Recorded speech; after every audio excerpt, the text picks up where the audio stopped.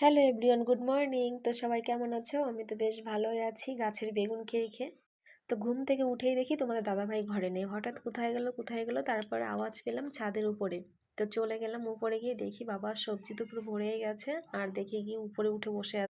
তো আবার আমাকে নিচে চলে যেতে হলো, তার কারণ আর একটা কিছু আনতে, বাস্কেট। নাহলে সবজিগুলো ধরছিল না, তাই সেই কারণে দেখো তারপর নিয়ে চলে গেলাম। তো আমাদের কাছে এত পরিমাণে বেগুন হয়েছে। আর এই যে এই সিমটা দেখতে পাচ্ছি, এটা কিন্তু কর্ণাটকের সিম।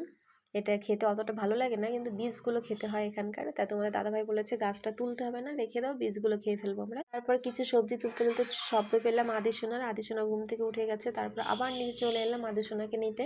তো আদিসোনাকে নিয়ে এখন উপরে যাওয়া হবে। তো উপরে যাওয়ার সঙ্গে সঙ্গে তোর পাপা সারপ্রাইজ হয়ে গেছে ওকে দেখে। তারপর দেখো আমরা সবাই একটু সবজি তুলছিলাম, সবজি তুলে ঠুলে নিচে চলে এলাম। নিচে চলে এসে টিফিন করতে হবে, সকালে ব্রেকফাস্ট। তো ব্রেকফাস্টে ছিল আজকে অন্য একটা জিনিস, তো সেটা আমার আরিয়ান সোনা খেতে চায়নি ভালো।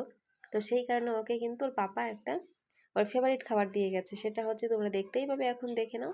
তো দেখো কত খুশি হয়ে পেটুগ্রাম চলে এসেছে। এগুলো পেলে তো ওকে আর কে পায়। সত্যি আমার মাকে ফোন করে বলে, দিদি না আমি বাড়ি গেলে আমাকে এইগুলোই শুধু খাওয়াবে। তো আমার মা বলে, হ্যাঁ তুমি যতদিন থাকবে তোমাকে শুধু আমি এইগুলোই বানিয়ে খাওয়াবো। তো তারপর দেখো কিচেনে চলে গেল তার মানে যেগুলোতে নামাবে সেই থালা আনার জন্য বা প্লেট আনার জন্য।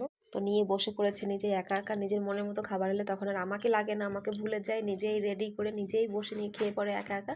তো খেয়ে সে তার নিজের কাজে চলে গেছে, পড়ার কাজে। এখন স্কুল ছুটি, হলিডে, তাই ঘরেই পড়াশোনা করছে সুন্দরভাবে। বড় হও, বড় হয়ে পাপা মাম্মির মুখে উজ্জ্বল করো। বাস, বাই বাই।